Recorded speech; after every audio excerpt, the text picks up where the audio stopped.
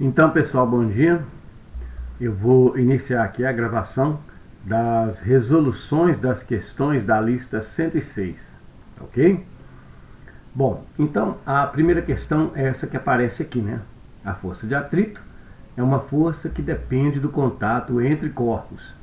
Pode ser definida como uma força de oposição à tendência de deslocamento dos corpos e é gerada devido às irregularidades entre duas superfícies em contato. Na figura, as setas representam as forças que atuam no corpo e o ponto ampliado representa as irregularidades que existem entre as duas superfícies. Então, cada seta dessa aqui é um vetor referente a uma força. Aqui está uma representação das irregularidades que existem entre as duas superfícies que estão em contato. E aqui ele define para a gente, né, o que é a força de atrito, que é a força que depende do contato e que se opõe à tendência de movimento. Isso aqui, ó, deslocamento dos corpos, é o mesmo que dizer movimento, tá ok? Então ele pede simplesmente o seguinte: na figura, os vetores que representam as forças que provocam o deslocamento e o atrito são, respectivamente, nós vamos ter então que escolher uma dessas alternativas aqui, ó, que contém um par de forças que corresponde ao atrito e à força que provoca o deslocamento, ok? Então, muito bem. Como a gente pode observar, existem 4 forças representadas aqui nessa figura, tá certo? Essas 4 forças, que a gente pode perceber aí claramente, né, são exatamente essas aqui, ó. Ok? No caso, você tem uma força aqui para cima, uma força aqui para baixo. Eu vou colocar essas duas forças um pouco diferente. Vou colocar uma força para cá e uma força para cá.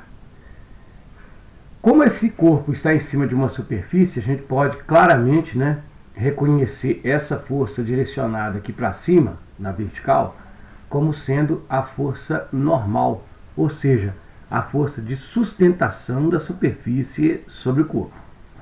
Essa força que está apontando para baixo aqui, a gente também consegue identificar ela rapidamente, né? É a força peso, né? É a tração da Terra sobre o corpo, puxando-a para o seu centro.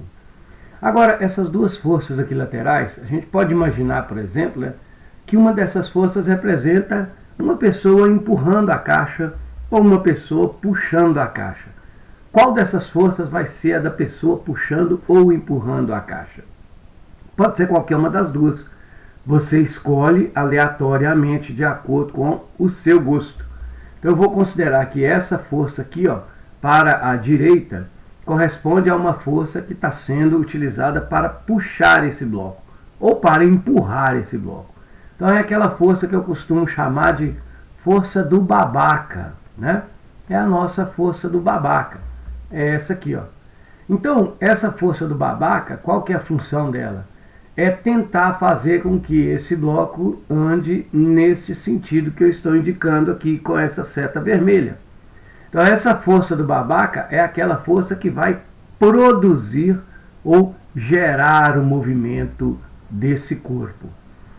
Como a força de atrito é aquela que se opõe ao movimento ou à sua tendência, né?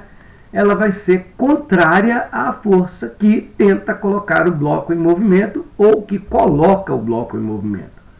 No caso, a força que tenta pôr o bloco em movimento é a força do babaca.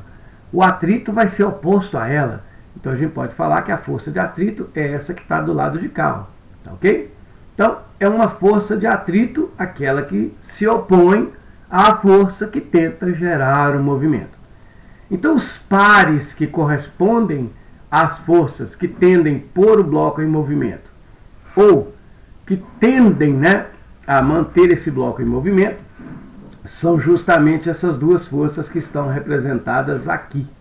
Essa aqui seria a força normal, essa aqui seria a força peso e essas duas aqui seriam a força do babaca e a força de atrito.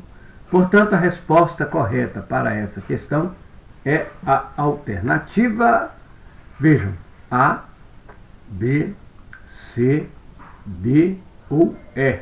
nós vamos ter que a resposta é, portanto, a alternativa A. Ok?